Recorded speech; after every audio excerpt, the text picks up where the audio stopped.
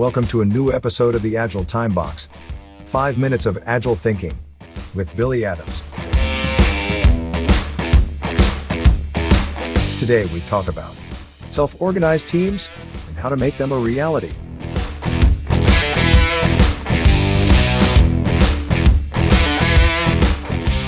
A few days ago, I was talking with a client about self-organized teams. He said that he was sincerely trying to give autonomy to his teams, but things were going dramatically bad. So he had to stop, go back to traditional way of doing things and manage people how he always did.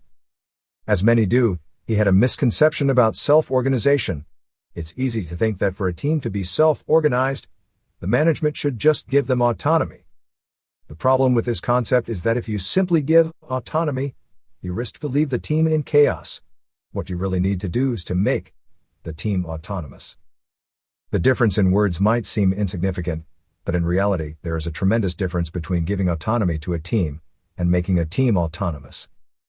It's pretty naive to think that you can stop managing a team that used to receive precise instructions and tasks and expect that they will figure out the rest. Let me use an analogy. I remember that when I was a kid, it was still common to see a traffic officer at an intersection to manage the traffic. As you can imagine, this system was quite inefficient. It required a lot of human effort, and traffic moved slowly. As time passed, the spreading of traffic lights outside of big cities was considered a big step forward. Initially, they needed someone to manually control the switches. Then computers started to do the job. Nowadays, traffic light systems are smart and coordinated across multiple intersections to optimize the traffic flow. However, the concept behind the most modern traffic light system and a traffic officer at an intersection is the same: managing traffic.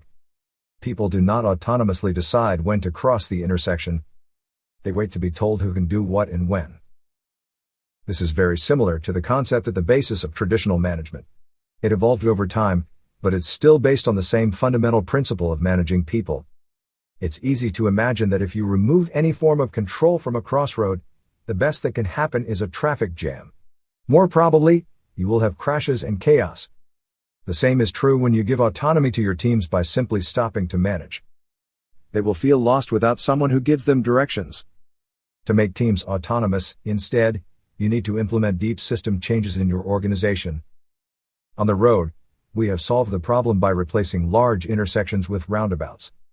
The system now is different. It doesn't need any form of active control anymore. We have made a change in the configuration of the road, introduced a few rules and enabled the traffic to manage itself. It has been proven that roundabouts are safer and improve traffic flow by more than 50% compared to traffic lights. Of course, creating autonomous teams in an organization is not as straightforward as replacing traffic lights with roundabouts. So, what can we do to achieve that? A way to remember the key elements to foster successful self-organized teams is the 4C's formula: competency, commitment, collaboration, and coaching. Let's start from the first: competency. This might sound like common sense, but believe me, it's not. If you want powerful teams, they have to be made of competent people. And there are two ways to ensure you have competent people: attract talent and invest in their growth. The one doesn't exclude the other. Some organizations believe that they can attract talents with good salary and then leave them to do their job and nothing else. Talented people want to grow and want to learn continuously. You have to give them the space and the resources to do that. The second element is commitment. Having highly skilled professionals in your teams is not enough if they are not committed to reach your goals. They will not express their true potential if not motivated. And the best way to motivate people is to give them a purpose. Attract people who share the organization vision, and they will commit to reach your goals because they want the same thing. The third element is collaboration. Once you have the right people, and they are motivated and willing to work towards your goals, you want them to collaborate and act as a unified entity. This is not an easy task, and it is why there is a fourth C: coaching. You need to coach teams to be autonomous. Managers should be leaders able to coach their teams. Someone who is able to unleash their potential. Help them to find the best ways of working together. Just like a football coach does with their team. A great coach is not one who has to scream to the players what to do. Is one who works hard with the team before the match, and when the match comes, he can sit back and enjoy the victory. To To wrap up, I hope that this brief reflection on why most organizations fail to create successful self-organized teams will help you to remember that giving autonomy is not enough. You need to help your teams to become truly autonomous. It requires some effort, but it will pay off. Our 5 minutes together are over for today.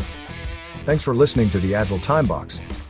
If you enjoyed the content, remember to subscribe and share. See you in the next episode.